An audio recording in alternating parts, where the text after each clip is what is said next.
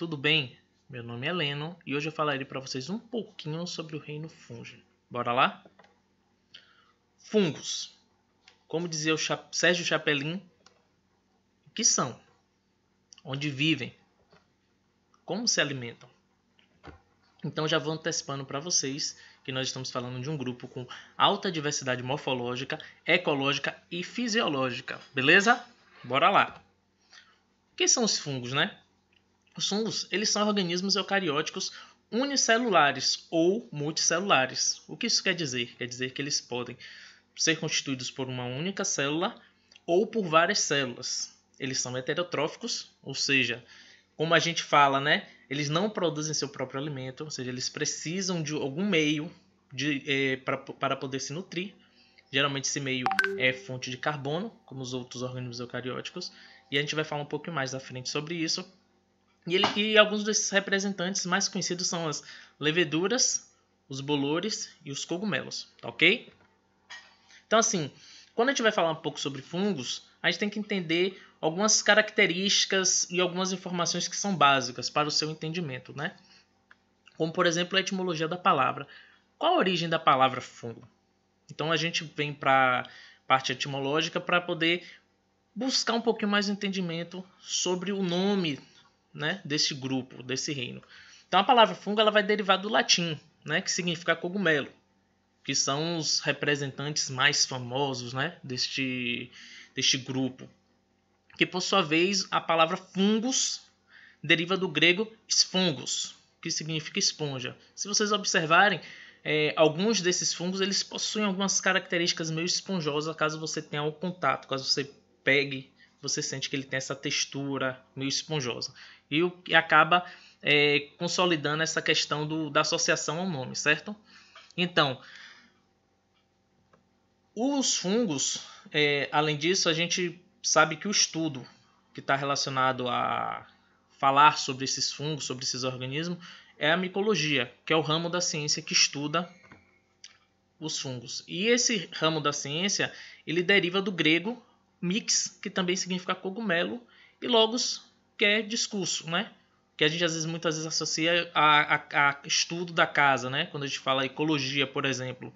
Eco, casa, logia, estudo. Então, estudo, discurso, certo? Esse termo logos, né? Que vem da parte logia. Que aí a gente também pode mais à frente, ou em algum outro momento, discutir um pouco sobre essa questão dos prefixos e sufixos. Isso também ajuda um pouquinho a disseminar aquela parte da ciência que a gente olha e fala, meu Deus, quanto nome difícil. Então, a gente pode depois trabalhar um pouquinho com essa parte e ver que quando a gente consegue associar prefixos e sufixos, a gente consegue ter um entendimento ou ter uma ideia mínima do que significa aquele nome ou aquele grupo representa, beleza? Então aqui a gente tem alguns exemplos, marca aqui para vocês poderem ver, de fungos, certo? Isso aqui a gente ainda está falando sobre a etimologia, ou seja, a origem do nome. Então agora a gente vai passar um pouco para o histórico, para poder entender, né, como é que esse grupo de seres vivos foram se consolidando ao longo da história, de acordo com o que a gente hoje entende, né, nos estudos taxonômicos, nos estudos de espécies, nos estudos ecológicos. Então a gente vê, né, que no século IV a.C., Aristóteles organizou os seres vivos em dois reinos, Animale e Plante. Ou seja, os seres vivos ou eram animais ou eram plantas. Obviamente, como os fungos já eram conhecidos nesse período, eles foram alocados em um desses grupos, certo? Juntamente com as algas, as plantas, os fungos estavam compondo o reino Plante, né? Por quê? Eles eram imóveis, certo? Alguns deles apresentam também semelhanças com as plantas e, inclusive, eles compartilham os mesmos habitat, ok? Então, os fungos, como eu falei, que são conhecidos, a gente vê aqui uma figura mostrando aqui essa relação, né? Essa questão de compartilhar o mesmo ambiente com as plantas. A gente vê aqui uma vegetação, a planta, e a gente vê aqui o fungo junto a ela, né? Compartilhando aquele mesmo ambiente. Ok? Em 1969, o Whittaker ele propôs a separação e elegeu o reino fungi, ou seja, os fungos eles tinham que estar separados das plantas. Não podia mais estar agrupado. O conhecimento científico naquele momento trazia essa luz, essa ideia de que os fungos eram diferentes das plantas. Então eles precisariam estar agrupados no seu próprio reino, que foi o que aconteceu, certo? Então aqui, dentro do reino fungi, existem alguns filos que foram descritos, que são considerados os mais importantes para estudo e também que são os mais conhecidos, né? Que a gente vai falar deles um pouquinho mais lá na frente. Que são os ascomicetos, os basidiomicetos, os higomicetos e os quitridiomicetos, beleza? Porém, este rapazinho aí, Calvuse, ele pegou e trouxe uma nova classificação taxonômica para os seres vivos. E obviamente isso vai incluir os fungos, não é? O que foi que ele fez? Ele pegou o que a gente considerava, que a gente classificava como 5 reinos, que eram as plantas, os animais, as bactérias, os fungos e os protozoários. Percebeu que existiam outros grupos de organismos que ainda não haviam sido classificados e decidiu, através de seus estudos, sugerir que a partir de um ancestral comum, que é o Luca, que é o último ancestral comum, os seres vivos eles divergiram não formando apenas reinos, mas formando domínios. Temos o domínio bactéria, que é onde a gente tem todas as bactérias, certo? O domínio árquea, que é onde estão encontrados aqueles organismos que a gente antes chamavam de arqueobactérias, mas hoje a gente sabe que são árqueas, ou arqueias, são organismos diferentes daqueles organismos que a gente agrupava antes, né? Eles são procariontes, assim como as bactérias, porém eles têm características únicas que separam as arqueias ou as árqueas das bactérias. E temos o domínio eucária, que é aqui onde a gente vai encontrar as plantas, os animais e os fungos. Tá ok, pessoal? Beleza. Espero que esteja todo mundo entendendo tudo direito. Caso não tenha, não estejam conseguindo entender alguma coisa, deixa a pergunta aí, que aí assim que eu puder eu vou respondendo para vocês. Mas vamos lá. Tradicionalmente, como eu falei há pouco, os fungos eles eram classificados em 4 filos. Então a gente vê aqui essa estruturazinha taxonômica, na qual temos o domínio, como eu falei, né, que são os eucariotos, o reino, que é o fungo, ou fungi, né? E aqui vemos filos, classes, ordens, famílias, gêneros e espécies. Esses 4 filos, eles estão classificados aqui, que são os mais tradicionais. Porém, a gente sabe que hoje a gente tem mais de 10 filos. Da última vez que eu pesquisei, existiam 12 filos. Beleza, pessoal? Só que aí tem um detalhe, a gente parar para pensar. Essas classificações taxonômicas, elas são feitas de acordo com o entendimento humano, obviamente. Somos nós, seres humanos, que fazemos essas classificações. Porque esse conceito de espécie, os conceitos de espécie, porque existe mais de um tipo de conceito de espécie, os conceitos de espécie, eles são definidos por nós. Na natureza, não existe espécies. Então, isso é uma forma que nós, seres humanos, fizemos para podermos entender, para podermos agrupar, compreender e estruturar a nossa forma de trabalho, a nossa forma de entendimento, porque o nosso cérebro ele busca padrões. Como, por exemplo, se você olhar para uma nuvem, você vai ver alguma coisa. Você vai ver uma forma, aquela nuvem tem forma de tartaruga. Aquela nuvem tem forma de jacaré. A gente sempre tenta padronizar, isso é uma coisa normal do ser humano. Mas quando eu estou trazendo essa introduçãozinha para vocês, por quê? Temos esse artigo. Não vou pedir para vocês se aprofundarem no tema. Eu sei que tem pessoas que não têm um domínio da língua inglesa. Mas e por que eu estou trazendo isso? Porque é importante, que é uma tendência também. Essa globalização do mundo, ela traz uma tendência. E que tendência é essa? É que a gente compreenda o idioma inglês e que a gente... Por quê? Porque ele é um idioma universal. Ele está altamente difundido por todo o planeta, né? As pessoas hoje se aprimoram. Hoje é um ponto diferencial você entender o inglês, você conseguir conversar, você conseguir escrever, você conseguir ler. Não vou exigir isso de vocês, obviamente, até porque eu estou trabalhando aqui com a parte de biologia, mas é interessante que vocês tenham um conhecimento. Mas eu estou trazendo esse artigo também porque são os artigos que trazem as novidades do mundo, né? A gente pega um livro didático, o livro didático às vezes traz informações, sei lá, de um triênio, 2017, 2018, 2019, um exemplo. Mas aí você pega um artigo e nós estamos em 2021. Um artigo de 2021 com a informação daquele livro, mas aquela informação já está defasada em relação ao artigo, certo? Então assim, a gente às vezes traz artigos para poder mostrar, né? Ó, pessoal, isso aqui é o que tem de mais atual, certo? Então a gente traz aqui para vocês verem esse artigo que diz, né? O que define o reino fungi, né? O que define o reino fungi? E aí esse artigo ele traz uma discussão muito interessante, porque ele mostra que chega um certo momento dentro da própria taxonomia que você não consegue distinguir através de estudos genômicos, estudos morfológicos, você não consegue distinguir o que é fungo e o que é protozoário. Então ali vira meio uma vitamina, fica uma misturada, e aí fica sem poder compreender ou sem conseguir entender, né, como definir onde está o grupo A, o grupo B e o grupo C. Então assim, isso é só mesmo um critério mesmo de conhecimento para vocês. Beleza, pessoal? Os fungos, eles são organismos aclorofilados, ou seja, não possuem clorofila. Consequentemente, eles não podem realizar fotossíntese. Isso já é uma questão que diferencia eles em relação às plantas, certo? Eles são heterotróficos, como eu falei, e o tipo de nutrição deles é uma nutrição absortiva. Vou falar disso para vocês já já. Aqui mostrando um esquemazinho, né?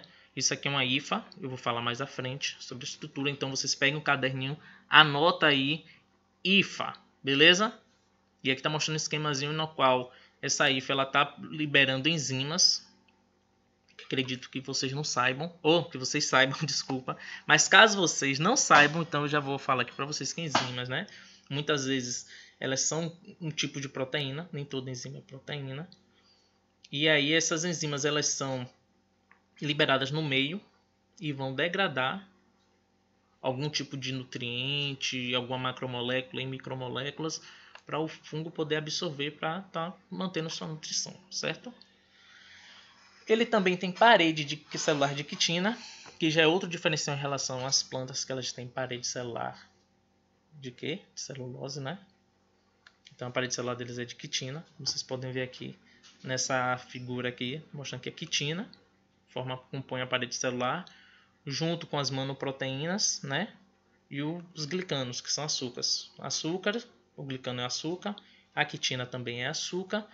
Temos aqui as manoproteínas, que são proteínas, né? E aqui temos aqui, ó, proteínas fibrilares, também que estão compondo essa parede para poder dar uma estrutura, né, para a célula fúngica e também uma forma de proteger o fungo do meio, né? Os fungos eles também são cosmopolitas, então assim, às vezes as pessoas, como eu falei, não associam os termos às funções, mas é algo simples, porque um organismo cosmopolita é simplesmente um organismo que está espalhado por todo o globo. Então aqui é uma imagem que mostra os fungos estão espalhados por todo o planeta. Qualquer lugar que você for, você consegue encontrar fungos, independente da espécie, certo? Então assim, vamos falar um pouco agora mais sobre essas características gerais deles, né? Temos aqui, eles são organismos de vida livre ou associada, podendo ser mutualistas, certo? E aqui a gente tem uma imagem mostrando um fungo com uma ação mutualística. Eles podem ser parasitas. Aqui temos um fungo parasitando uma formiga. Se eu não me engano, chamam de fungo zumbi, alguma coisa assim. Essa espécie, porque ele afeta o sistema nervoso da formiga, ela começa a agir de uma forma estranha e por fim ele acaba matando a formiga, desse jeito que vocês estão vendo na imagem, tá certo?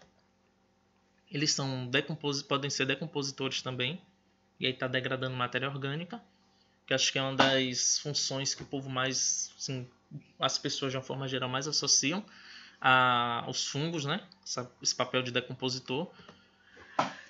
E eles também podem estar associados em estilos de vida que eles armazenam glicogênio, ok? Alguns desses fungos eles podem ser dimórficos, ou seja, eles vão apresentar duas formas de crescimento. Eles podem crescer tanto na forma de fungos filamentosos quanto na forma de levedura. Esse dimorfismo ele depende de efeitos ambientais, né? Geralmente a temperatura. Por exemplo, aqui a gente vê, né, que a 37 graus um fungo apresenta a forma de levedura e a 25 graus ele apresenta a forma de bolor, que é isso aqui, essa imagem aqui. Só que ela está aproximada. Aí vocês estão vendo aqui a estrutura das hifas dele, né? Ok? Então aqui temos um exemplo de fungo no seu dimorfismo, uma mesma espécie de fungo mostrando seu crescimento leveduriforme, que são as leveduras, e o seu crescimento filamentoso, né, que são as hifas. Ok? Então aqui, falando um pouco mais sobre parede celular, a gente vê que ela tem diferentes funções, como eu já comecei a citar em um dos slides anterior. Ele protege a célula, ele vai determinar e manter a forma da célula fúngica, ele é uma interface entre o fungo e o ambiente, e ele também é um sítio de ligação para enzimas, até porque a gente sabe que como essa parede ela está junta com a membrana celular do fungo, e a membrana, quando a gente fala membrana, a gente está falando de membrana plasmática. E membrana plasmática nós sabemos que é uma membrana seletora entre o meio intracelular e o meio extracelular. Então nós entendemos logicamente que essa parede celular ela também se torna uma espécie de estrutura seletora entre o meio intracelular e o meio extracelular. O que consequentemente faz com que ele necessite ter estruturas proteicas para poder estar realizando certos transportes, ok, pessoal? Então aqui, as células dos fungos microscópicos têm dois tipos morfológicos, né? Temos as leveduriformes e as hifas, como eu citei agora há pouco. No caso da leveduriforme, ela possui um formato oval ou esférico, certo? E aqui a gente tem aqui uns exemplos, um formato oval ou esférico. Ela também, durante a reprodução, elas podem apresentar brotos, que aqui a gente vê aqui, ó, uma brotação aqui, e aqui tem um exemplo, né, mostrando a célula mãe, ela sofrendo brotação, certo? E também ela pode apresentar pseudo-hifas. O que são essas pseudo-hifas? São essas estruturas aqui, ó. São essas estruturas, porque elas se assemelham a hifas, mas elas não são hifas verdadeiras, elas só se assemelham. Então a gente também tem que ficar atento com isso aí, tá certo, pessoal? Mas aqui não é algo que a gente precisa se aprofundar muito, porque acho que ninguém aqui vai ser um micologista, certo? Então a gente aqui vai falando um pouquinho, trazendo um pouco de informação para vocês, a título mesmo de entendimento, de compreensão, certo? Os fungos também, quando apresentam essas estruturas em formas de hifa, agora eu vou falar um pouco delas, né? Essas hifas elas são células alongadas em forma de filamento. Elas podem conter ou não septos. Então aqui a gente tem uma hifa. Isso aqui é um exemplo de uma hifa. Elas podem ou não conter septos. Isso aqui são os septos. Isso aqui são os septos. O que separa uma célula de outra célula, certo? E o conjunto de hifas, ou seja, isso aqui é uma hifa. Imagine que é uma estrutura longa que se estende por todo o organismo. Até porque ele é composto por várias células agrupadas em forma de hifa. Agora você pega o conjunto dessas hifas. Então assim, imagine que meu dedo é uma hifa. Outra hifa, outra hifa, outra hifa, outra hifa. E aqui mais um monte de hifa. E aí você emaranha todas elas aqui. E aí você vai ter um micélio, certo? Porque o micélio é o conjunto de hifas. Como tem nessa imagem aqui, eu vou dar uma ampliada nela para vocês poderem ver melhor. Então aqui, ó, temos as hifas. por todo o organismo e elas vão formar nitidamente, obviamente elas vão formar a estrutura que vocês conhecem como cogumelo, né? O cogumelo nada mais é do que um aglomerado de hifas que vão formar, como eu falei, essa estrutura chamada micélio. Então aqui a gente pode ver hifas aéreas, né? Isso aqui são hifas visíveis, né? A olho nu. Esse emaranhado que são, como eu falo, às vezes a gente pode ver questão de bolores, que são hifas, então, que a gente tem aquela sensação de ver um aspecto de algodão, né? Às vezes você pega ali o pão, tá embolorado, deixa eu ver, uma laranja, às vezes você pega, tá embolorada, banana, e às vezes a gente chega ali, pega, corta só aquela parte do alimento e consome o resto. Isso é um problema. Por que isso é um problema? Por causa disso aqui, ó, pessoal. Tá vendo aqui? O que a gente corta o bolor é isso aqui, que é a estrutura reprodutiva do fungo. Que é a estrutura visível. Aí você passa ali, ó, tá ali, aquele bolor no pão, você vem assim com a faca e passa aqui e corta. Vou até fazer uma marcaçãozinha melhor. Você vem aqui, ó. Vem, pá. Cortou.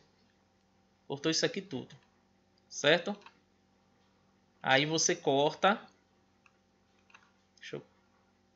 Aí essa estrutura aqui toda já era, ó. Você tira isso aqui. Tá certo? Você tirou. Beleza. Tirou. Tá certo. Legal. Mas ó, quanta hifa que sobra. Essa hifa aqui, depois, vai voltar a formar outro micélio. Dependente. Mas você vai lá, cortou aqui, isso aqui é o pão. Imagina que isso aqui é um pão. Você cortou o bolor e vai ingerir o pão. Tá aqui, ó. Você está ingerindo o fungo. E a depender do tipo, ele pode causar danos à saúde, certo? Tem várias doenças, vários tipos de doenças causadas por fungos que são gravíssimas.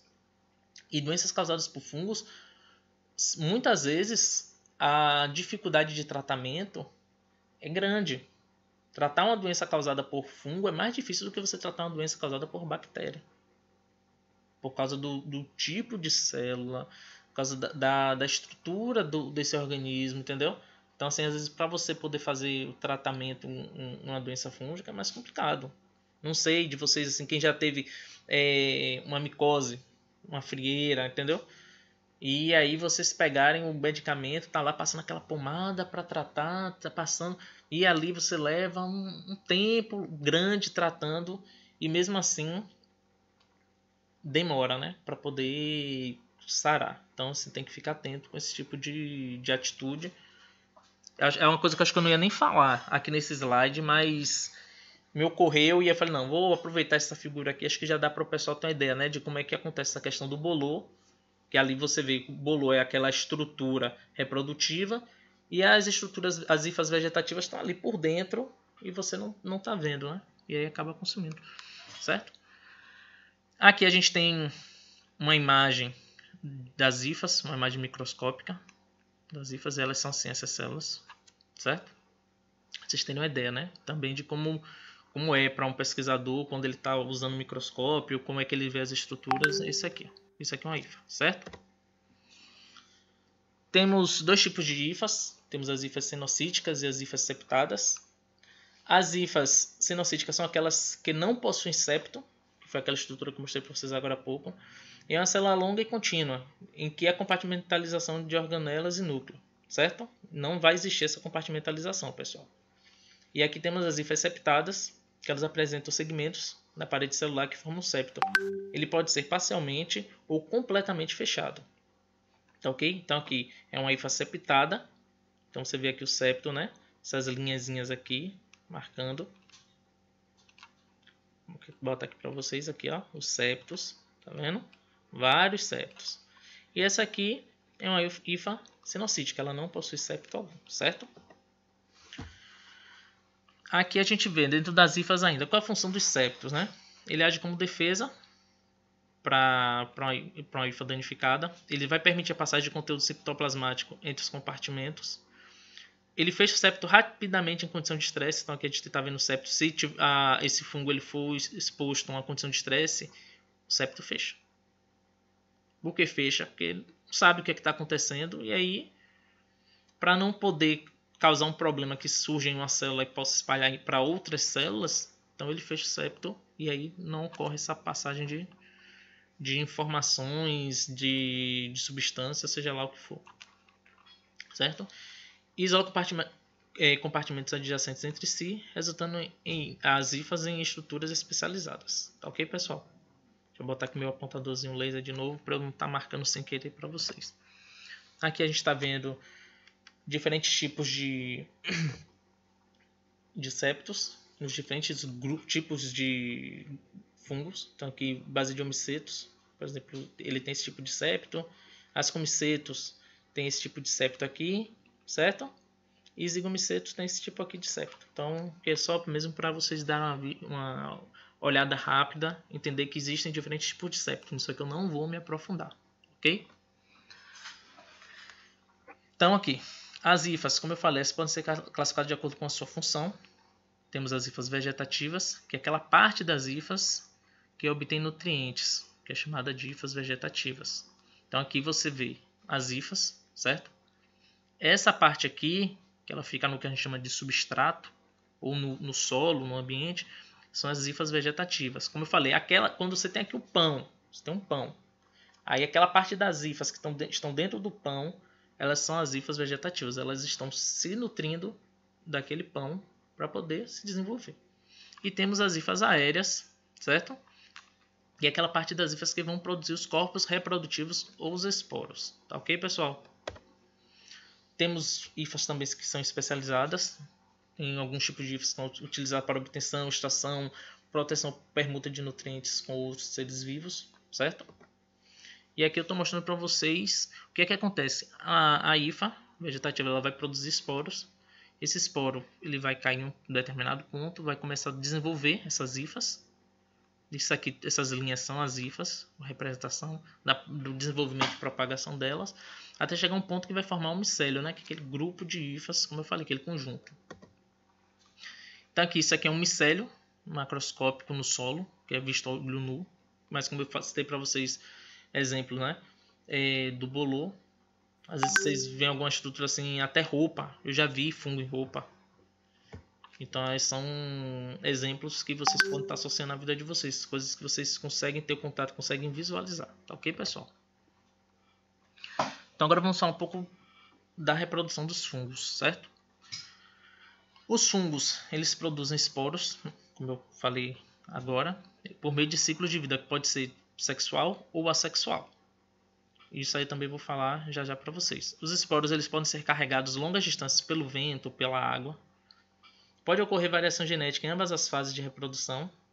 E aí a gente tem aquele conceito, né, de agama-espécie.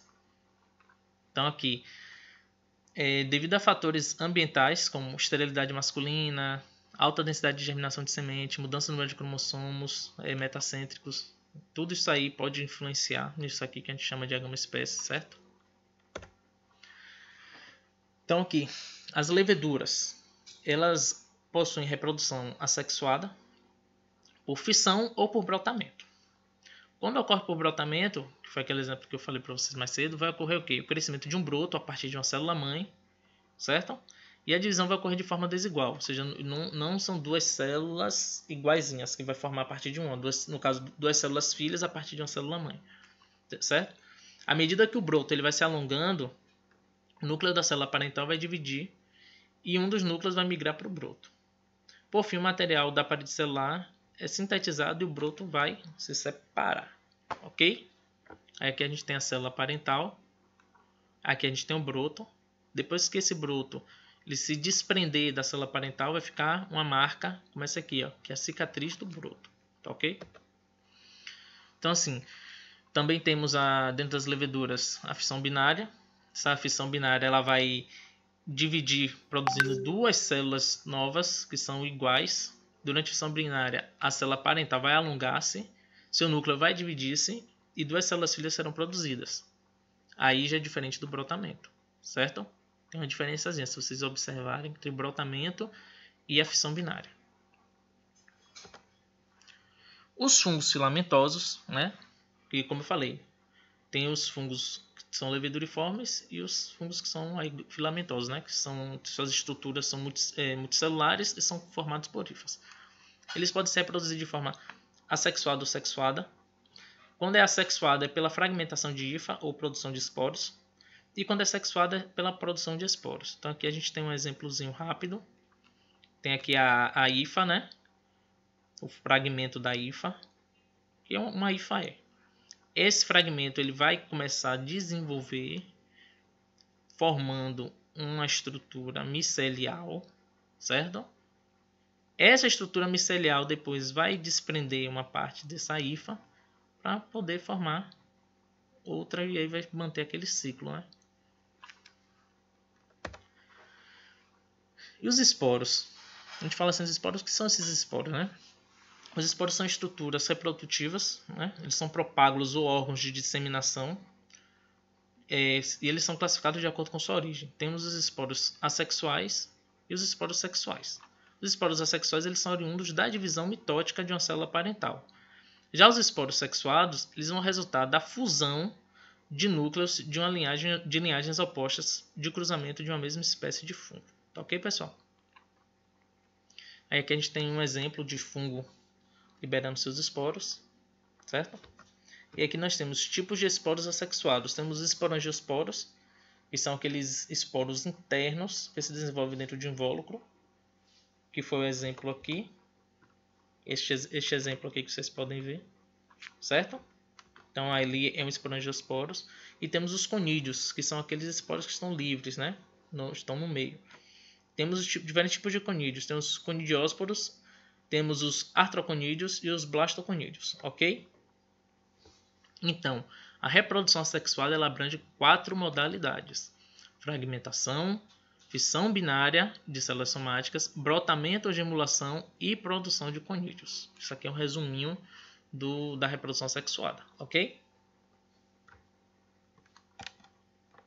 Agora, nós vamos falar sobre reprodução sexuada.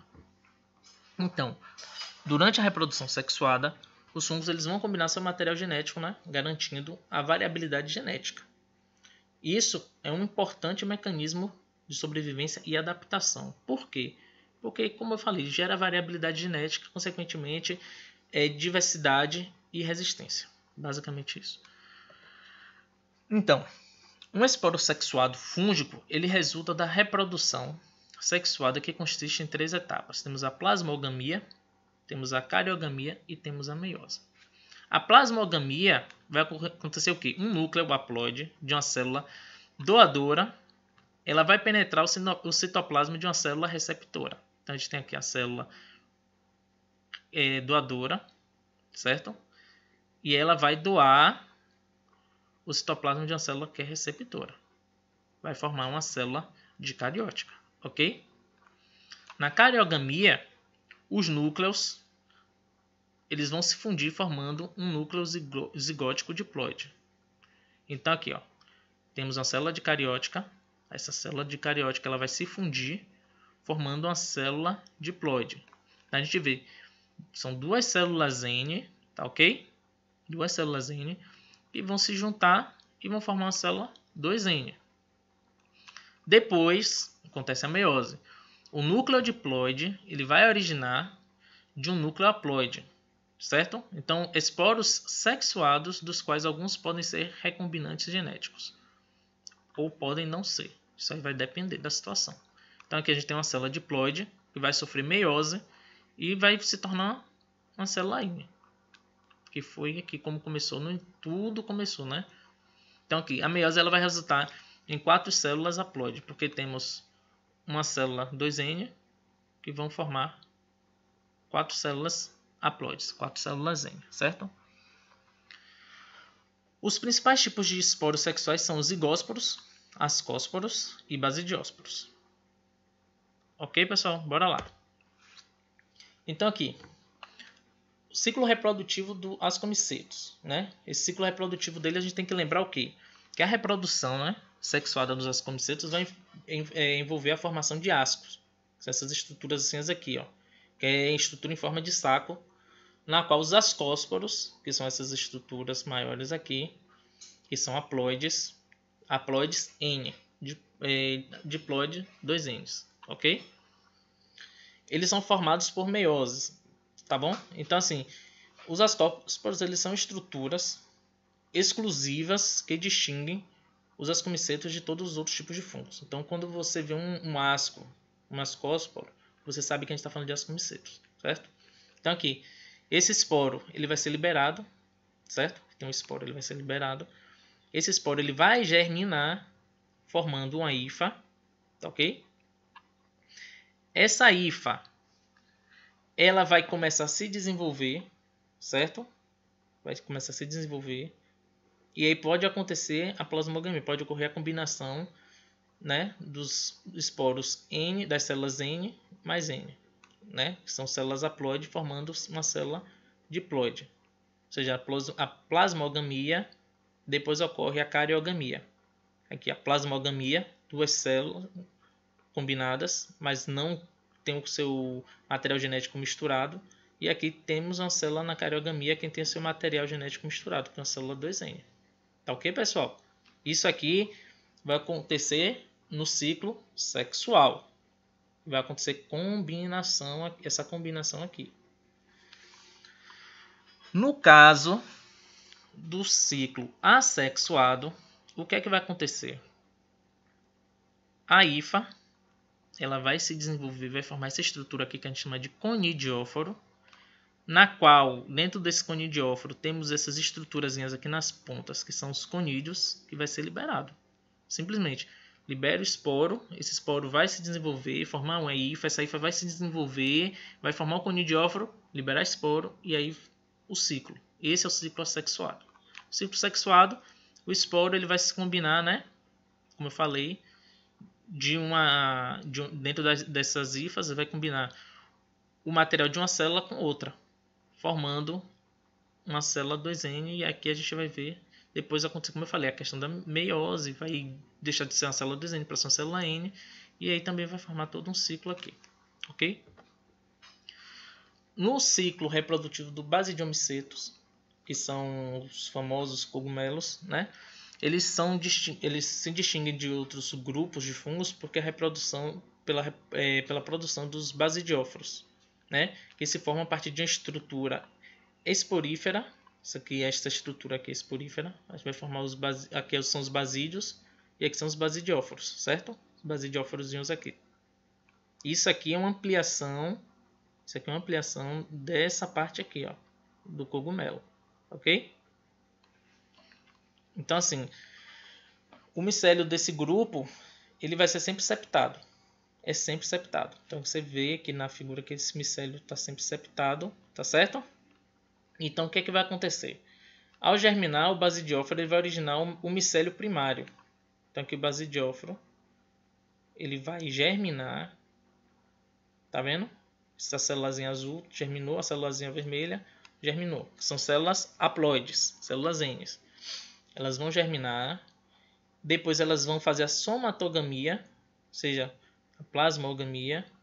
Elas vão se juntar, uma célula N com outra célula N, vai formar uma célula N mais N, e não ocorre aqui a junção do material genético em uma única célula. Tá certo? Vocês estão vendo aqui? Então vai ser sempre assim, ó. Não ocorre essa combinação da célula N mais N para formar a célula 2N. Vai ser sempre N e N, ok? E aqui temos os quitridiomicetos, né? O ciclo de reprodução deles. O sexual, na qual uma célula ela vai se combinar com outra célula. Tá vendo aqui? Duas células N, N mais N, vai formar uma célula 2N. Essa célula 2N, ela vai, vocês estão vendo aqui infecção, pronto, ela vai aderir na pele, na mucosa, em alguma estrutura, né, do hospedeiro, em que ele vai infeccionar. Ele vai se multiplicar, essa célula ela vai se multiplicar, vai formar isso aqui, ó, um monte de esporos, e depois vai liberar esses esporos de novo. e vai continuar esse ciclo aqui. O ciclo assexual vai acontecer o quê? O cistezinho aqui também infecciona, vai formar a mesma estrutura da fase sexuada, só que aí vai formar uma espécie de vesícula. Essa vesícula ela vai liberar os osporângios, e esses osporângios vão voltar também a esse ciclo. Nesse caso aqui, o ciclo dos quitridiomicetos é muito parecido. O que diferencia aqui é que aqui vão ser células sempre N, e sempre vindo de um mesmo organismo, porque ele vai liberar esporos, o esporo vai se desenvolver e formar outro fungo. E aqui vai ter a combinação de célula N mais N, que pode ser do mesmo organismo ou de um organismo diferente. E aí vai formar a célula 2N. Então, ocorre a combinação do material genético, ok? E aí, como eu falei mais cedo com vocês, temos aquela questão do que? Dos artigos. Nesse artigo aqui, a gente destaca para vocês o caso de uma espécie de salamandra. Não é comum. Essas salamandras elas são encontradas na América do Norte. Mas por que eu estou falando isso? Porque a gente sempre fala sobre essa questão de o aquecimento global está afetando os seres vivos. Os anfíbios são um dos organismos que mais sofrem por causa do estilo de vida deles e tal. Mas para além dessas mudanças climáticas, nós temos ainda afetando a vida dessa espécie aqui de anfíbio, esse fungo que eu acabei de falar, o ciclo reprodutivo do Chytridium, que ele está afetando anfíbios, né? No caso salamandras. Esse fungo ele é encontrado aqui na pele, tá vendo? Aqui a imagenzinha mostrando. E aí aqui está mostrando como é que ele se desenvolve de forma sexuada. Então aqui ele forma aquela vesícula que eu falei, e aí libera aquele monte de esporo, e aí o fungo ele acaba afetando a vida desses anfíbios e chegando até mesmo a matar, tá certo? Então, ainda falando um pouco sobre reprodução, temos diferentes estados da reprodução, né? Temos o estado anamorfo, que é aquela designação que é dada quando o fungo possui apenas a forma de reprodução assexuada. Temos o estado teleomorfo, que é quando o fungo ele possui a forma de reprodução sexuada. E temos o holomorfo, que é a designação que é dada para quando o fungo ele possui tanto a reprodução sexuada quanto a reprodução assexuada. Acreditem, isso existe. Tem algumas espécies de fungo que eram descritas porque só eram encontradas no estágio anamorfo, algumas que só eram teleomorfos, outras são holomorfos, e aí formou toda uma confusão para poder fazer descrição de espécie de fungo, e é um terror.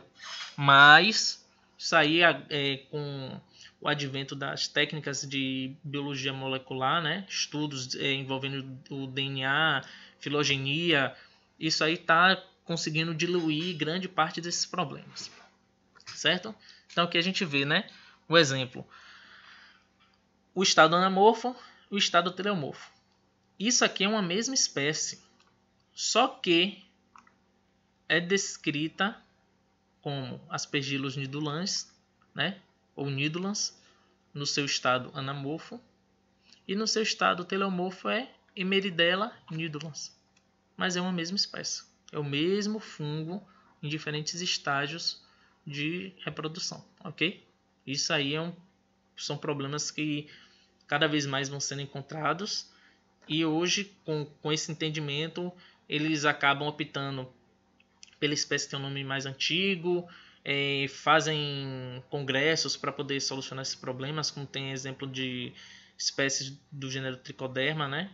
Que já foram classificadas como Trichoderma ou Hippocrea, e hoje são todas classificadas como Trichoderma, ou seja, o nome Hippocrea ele foi extinto. E é o que a tendência hoje é essa, entendeu? Bora lá. Então, ecologia fúngica, né? Como eu falei, os fungos eles são cosmopolitas, podem ser encontrados em todo o globo terrestre. Mas em que tipo de ambiente do globo eles podem ser encontrados? Podem ser encontrados no solo, na água, no ar, diversos materiais. Eu já vi fungo em tinta de tecido, parecendo tinta de tecido, como exemplo, né? Que é um material bem difícil da gente pensar que possa ter algum organismo ali se alimentando daquele material que presente, né? Você imagine, o fungo ele está se nutrindo, ou vulgarmente falando, ele está comendo a tinta. Então, é uma coisa assim para a gente parar e pensar, né? O quão adaptados a este planeta esses organismos estão, certo? Eles podem também ser encontrados em ambientes extremófilos, como desertos, regiões vulcânicas e polares, certo? Por quê? Eles simplesmente conseguiram desenvolver ao longo da escala evolutiva, ao longo dos anos, eles conseguiram desenvolver um elevado grau de versatilidade metabólica, né? Eles têm uma plasticidade metabólica muito grande. E isso permite que eles consigam utilizar a diversidade de substratos. Como eu falei, tinta de tecido. Que a gente pensa assim, ele vai estar lá nos alimentos e tal, em outros seres vivos, né? Como você está ali com uma frieira, o fungo está se alimentando de você. Então você é o alimento dele.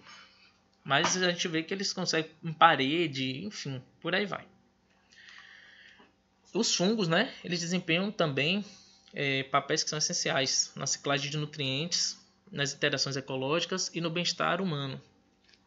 Os fungos, como já falei, eles podem ser decompositores, eles podem ser mutualísticos ou eles podem ser parasíticos, como exemplo.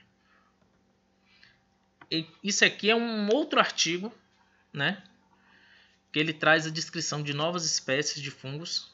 Se vocês observarem desse ano, ó, 13 de julho desse ano aqui, 2021, que ele está trazendo essa espécie que ele foi encontrado numa região da Antártida, que é, se eu lembro bem, era na ilha de São George, se eu não me engano, ilha do Rei George, próximo à geleira de Sphinx, na qual a temperatura lá no verão é 2 graus, no inverno menos 15. A gente encontra fungo, pra vocês terem uma ideia, certo? Então, pessoal, tem que ficar atento com esse tipo de coisa, certo? Os fungos estão por todo o planeta, eles estão nos mais variados tipos de ambiente, certo? Diferentes tipos de temperatura, eles estão lá. Os fungos, eles realmente eles estão assumindo um papel ecológico muito grande e isso pode trazer benefícios para nós seres humanos, porque existem muitas espécies de fungos que estão sendo utilizadas em estudos para avaliar seu potencial biotecnológico, seu potencial enzimático. E aí o que é que eles fazem? Eles vão lá, avaliam, vê que o fungo tem um potencial bom e estão explorando esse potencial de modo a trazer benefícios para nós humanos. Inclusive, eu não lembro agora qual é a empresa, mas tem uma empresa grande de cosmético, não lembro se é Natura, se é Boticário, não lembro qual empresa. Ela estava usando fungo e bactéria para poder fazer alguns produtos cosméticos biodegradáveis. Isso é muito interessante mesmo. Então, assim, você vê a polivalência desses organismos, né? A importância que eles têm. Não é só a gente olhar e pensar, fungos são decompositores, fungos trazem doenças. Não. Fungos estão aí envolvidos com uma série de coisas. Mas a gente também vai falar um pouquinho mais sobre isso. Tá ok, pessoal? Quando a gente fala dos fungos como decompositores, a gente tem que saber que eles são quimioheterotróficos, né? Eles usam diversos compostos orgânicos como fonte de carbono, como, por exemplo, aqui vocês estão vendo que isso aqui parece ser uma maçã, isso aqui parece ser o crânio de um... Aparentemente, parece ser um animal ali equino, bovino, alguma coisa assim, um herbívoro, né? Parece ser de um herbívoro. Ou melhor, não parece não. Isso aqui tem aqui umas presinhas, né? Agora eu tô aqui olhando mais de perto. Não, isso aqui é um carnívoro. Tem um animal carnívoro ali que foi decomposto. Mas aí vai variando aí uma diversidade de fonte de carbono que eles usarem. Se eles puderem estar absorvendo carbono de diferentes meios, eles vão estar fazendo isso. E eles têm um potencial enzimático muito grande. A nutrição deles é por absorção. Como falei, a questão da digestão da matéria orgânica é feita de forma extracelular também, como já falei. E por isso eles são referidos como organismos sapróbios ou decompositores. Quase qualquer substrato contendo carbono até combustível de avião, tinta para construção. Eu falei de tinta de tecido, ainda tem tinta para construção. Pode ser consumido por eles de alguma forma, certo? Então não pense assim, eu tenho isso aqui, tá protegido. Não, é fonte de carbono. Se você não tiver devido cuidado, acredite, você pode ter uma surpresa e de repente ver lá aquele seu material lá com colônias de fungo crescendo, se desenvolvendo, e aí você só vai perceber quando já tiver nas estruturas reprodutivas aparecendo. Porque enquanto as hifas ali forem só as hifas vegetativas, você não vai nem saber que o fungo está lá. Tá ok, pessoal? E eles também são responsáveis por manter o ecossistema nutrido com nutrientes importantíssimos, como é o caso do nitrogênio. As plantas elas não conseguem, de uma forma geral, assimilar o nitrogênio disponível no ambiente. Tá lá o nitrogênio, a planta precisa do nitrogênio, mas ela não consegue assimilar, ela não consegue absorver. Aí o que é que acontece? Vem lá um organismo como o fungo, vai fazer uma reação com aquele nitrogênio e fazer com que aquele nitrogênio seja assimilável pela planta. E aí eu vou falar também de um exemplo de relação que já existe entre fungo e planta, tá certo? Aqui os fungos decompositores por absorção extracelular, como eu falei, aqui é a hifa, ele vai soltar enzimas, libera enzimas no meio. Essas enzimas elas vão pegar moléculas que são orgânicas que são complexas, vai degradar em moléculas orgânicas simples e vai absorver. Simples assim. Eles podem ser mutualistas, né? Os fungos podem estabelecer relação mutualistas com plantas, algas, cianobactérias e com animais. Os mutualistas, eles absorvem nutrientes de um organismo hospedeiro, mas retribuem algum tipo de ação como benefício, certo? Então aqui temos mutualismo entre fungo e planta, entre fungo e animal. Por exemplo, temos aqui os fungos que são endofíticos, os fungos que são foliares, os fungos micorrízicos. E temos também no mutualismo com animais, temos os ruminantes, acho que talvez seja um dos exemplos mais conhecidos. Temos também das formigas cortadeiras. No caso dos ruminantes, aí aqui está mostrando uma relação, né?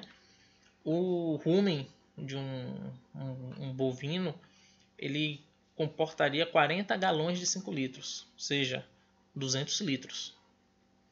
Mas 1 mililitro de fluido de rumen tem 100 bilhões de bactérias, 10 milhões de protozoários e 10 mil fungos.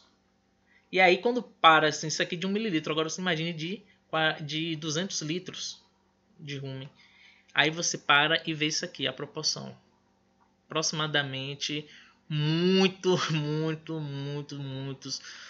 micro-organismos habitando o rumen dos bovinos. E os fungos estão entre os mais importantes presentes ali, porque eles não, assim como nós, os ruminantes, eles também não conseguem degradar celulose. E aí é que entra os fungos lá com suas enzimas, as celulases lá degradando a celulose para o gado poder absorver, né, esses nutrientes. No caso das formigas cortadeiras, temos aqui o exemplo de saúvas, né, que cultivam seu jardim de fungo. Elas têm lá o seu ninho, tem uma certa parte do ninho que é chamada de câmara fúngica, onde elas pegam todo o alimento que elas encontram, folhas e tudo mais, leva para essa câmara fúngica, deixa lá na câmara fúngica, o fungo vai se alimentando, vai crescendo e ela vai se alimentando do fungo. Também é um tipo de relação mutualística, certo? Os fungos como mutualistas, ainda, a gente tem o caso dos líquens, que é uma associação simbiótica entre micro-organismos sintetizantes e um fungo. No caso, pode ser algas verdes, podem ser cianobactérias, né? No caso, a alga, a cianobactéria, vai fornecer compostos de carbono ou nitrogênio, que vai proporcionar compostos orgânicos nitrogenados, no caso para o fungo, certo? E o fungo ele vai suprir seu parceiro fotossintetizante com um ambiente adequado para o crescimento, beleza? No caso aqui dos líquens, vai ocorrer o arranjo físico das hifas, né? No qual vai permitir as trocas gasosas, que vai proteger o seu parceiro fotossintetizante e retém água e minerais, a maior parte dos quais são absorvidos da poeira transportada pela atmosfera ou da chuva. Secretam ácidos que também auxiliam na absorção de minerais. Lembra quando eu falei tem coisas que tem alguns nutrientes que as plantas não conseguem absorver, não conseguem se nutrir facilmente do meio, assim como águas, enfim. E aí os fungos eles fazem esse auxílio, porque os fungos eles possuem um grande arsenal enzimático. E aí eles acabam auxiliando nesses processos, tá ok? Aqui tem um exemplozinho, né, de um líquen. Aí aqui a gente vê a célula de uma alga, que é essa célula verde, e as hifas fúngicas, que são as estruturas aqui parecendo lã. E aqui tem uma representação em esquema também, mostrando essa imagem aqui, né? Um desenho mostrando como seria. Os fungos como parasitas. Os fungos como parasitas, eles absorvem nutrientes da célula do hospedeiro vivo, mas não vão proporcionar nenhum tipo de benefício em troca. Estima-se que cerca de 30% de todas essas espécies de fungos, todas as espécies de fungos conhecidas, elas são parasitas ou são patógenos, né? De plantas, de animais ou de outros micro-organismos. E aí, isso aqui vale ressaltar, pessoal. Vou até marcar com canetinha. Aqui, ó. Uma epidemia em 1944 matou mais de 40 mil pessoas na França. Certo? Essa epidemia foi causada por uma espécie de fungo chamado aqui, ó, Clavíceps purpúrea, na qual ele ataca plantas de centeio. Como as pessoas não tinham conhecimento, as pessoas se alimentavam do centeio que era usado para fazer pão e tal. E aí as pessoas tiveram essa doença aqui, ó, ergotismo. Tá vendo? Ergotismo. Imagine, 40 mil pessoas morreram de ergotismo na França em 1944. Além disso, temos também, né, o Fusarium SP, pode ser de várias espécies de Fusarium, que vão causar fusariose. Isso aqui são lesões, causadas por um fungo chamado Fusarium. Tudo isso aqui são lesões causadas por Fusarium. E também, se não for tratado, pode levar à morte. Mas vocês veem que o fungo também, quando é parasita, ele vem forte. Ele é complicado. E é complicado de se combater doenças fúngicas, como eu já falei anteriormente, certo? Mas agora a gente vai falar assim, de uma forma geral da importância dos fungos. Os fungos eles têm uma gama de importância no ramo alimentício, na agricultura, para a questão de metabólitos, eles fornecem hormônios para crescimento de planta, na indústria farmacêutica, produção de remédios de diversas utilidades. Eles também, dentro da indústria farmacêutica, eles podem ser patógenos humanos, como eu acabei de mostrar o caso da fusariose. No ambiente, eles podem estar sendo utilizados na biorremediação. O seu uso de potencial enzimático também, como eu falei, é muito grande. Existem espécies de fungos hoje que estão sendo utilizadas para poder se produzir biocombustíveis, para vocês terem ideia. E isso é só uma das muitas aplicações, né? Tem pessoas que são transplantadas que fazem uso de remédio que é utilizado a partir de enzimas fúngicas, fungos que são utilizados na indústria farmacêutica para poder produzir remédios que ajudam pessoas transplantadas. Então, eles têm uma importância muito grande, como vocês podem ver aí nesse esquemazinho, certo? Os fungos, né? Na sua importância, uma delas que a gente não pode deixar de ressaltar é a descoberta dos antibióticos, né? Que começou com a penicilina em 1928, em que Alexander Fleming, a história é até engraçada, mas eu acho que vou deixar para um outro momento para contar essa história. Através desse fungo aqui, né, o penicillium, ele descobriu a penicilina, que é um antibiótico, talvez o antibiótico mais conhecido do mundo. Acho que é muito difícil você não conhecer uma pessoa que já tenha ouvido falar em penicilina. Pode não saber o que é ou a sua aplicação, mas já deve ter ouvido falar em penicilina, certo? Aí tem a ciclosporina A, que é um metabólito de vários fungos. E aí, como eu falei, ele é usado como um imunossupressor em mamíferos. É usado em pacientes para poder passar por transplante de órgãos, certo? E aí aqui temos aqui o exemplo de 3 espécies, né? Uma de tricoderma, por exemplo, que é essa Polysporum aqui, que é bem conhecida, que estão ligadas à produção dessa ciclosporina A. Temos esse aqui, Penicillium roquefort, né? Na qual esse nome aqui, algumas pessoas já devem ter ouvido falar, roquefort, ela é em relação ao queijo, certo? Na qual algumas espécies de fungos elas são utilizadas para a produção de queijos, de vinhos, certo, pessoal?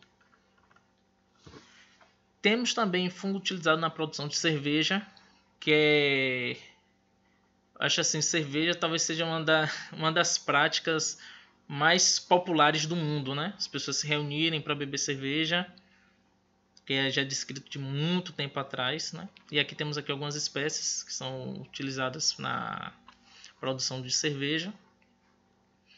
E é isso, pessoal. O que eu podia hoje apresentar para vocês aqui um pouco sobre fungos. Agradeço a vocês pela atenção. Muito obrigado e até a próxima.